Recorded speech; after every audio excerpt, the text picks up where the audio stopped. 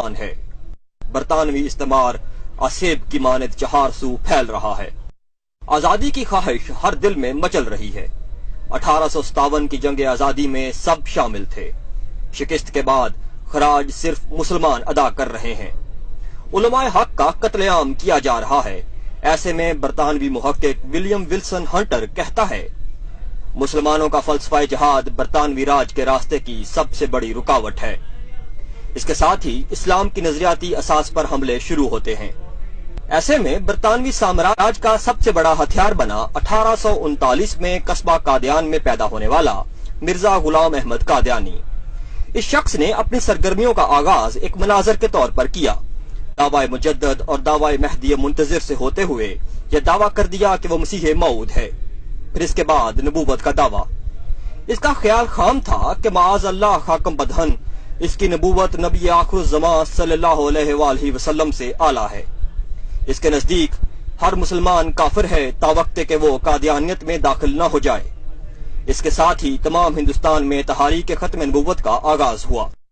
تحریک پاکستان کی کامیابی کے بعد 1949 میں قرارداد پاکستان کی متفقہ منظوری کے ساتھ ہی مسلمان کی تعریف کر دی گئی، جس کے مطابق عقیدہ ختم نبوت پر ایمان شرط اول قرار پایا۔ لیکن حکومتی حلقوں میں موجود با اثر قادیانیوں کی ریشہ دوانیوں کی وجہ سے یہ فتنہ روز بروز جڑ پکڑتا جا رہا تھا، جس کے سدباب کے لیے 1953 میں پاکستان میں بالخصوص اور عالمی سطح پر بالعموم مجلس تحفظ ختم نبوت کا قیام عمل میں لایا گیا اور سید عطا اللہ شاہ بخاری پہلے امیر مقرر ہوئے۔ اس تحریک کا ایک ہی مقصد تھا کہ مذہب قادیانیت کو دائرہ اسلام سے آئینی سطح پر خارج قرار دیا جائے۔ اس تحریک کے دوران سینکڑوں مسلمانوں نے جام شہادت نوش کیا، لیکن فتح قادیانی وزیر خارجہ ظفر اللہ خان کی ہوئی۔ تحریک کی روانی میں ہر گزرتے دن اضافہ ہوتا رہا، یہاں تک کہ 7 ستمبر 1974 کو مرزا ناصر محمود پاکستانی پارلیمنٹ میں 30 گھنٹے تک جاری رہنے والے مباحثے میں شیخ مفتی محمود کے دلائل کے سامنے ہار گیا اور پارلیمنٹ نے باضابطہ طور پر قرارداد منظور کی کہ قادیانی غیر مسلم اقلیت اور دائرہ اسلام سے خارج ہیں۔ 26 اپریل 1984 کو ایک صدارتی آرڈیننس کے ذریعے مرزائیوں کو مسلمان کہلوانے، اذان دینے، اپنی عبادت گاہ کو مسجد کہنے اور شاعر اسلامی کے استعمال سے روک دیا گیا۔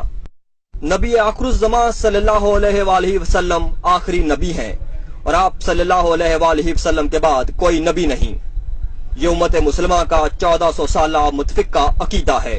پورے اسلام کے دفاع کے لیے 259 صحابہ کرام رضوان اللہ اجمعین شہید ہوئے، جبکہ اس مسئلہ کے تحفظ کے لیے ایک ہی جنگ میں 1200 صحابہ کرام رضوان اللہ اجمعین نے اپنی شہادت پیش کی۔ ما كان محمد ابا احد من رجالكم ولكن رسول الله وخاتم النبيين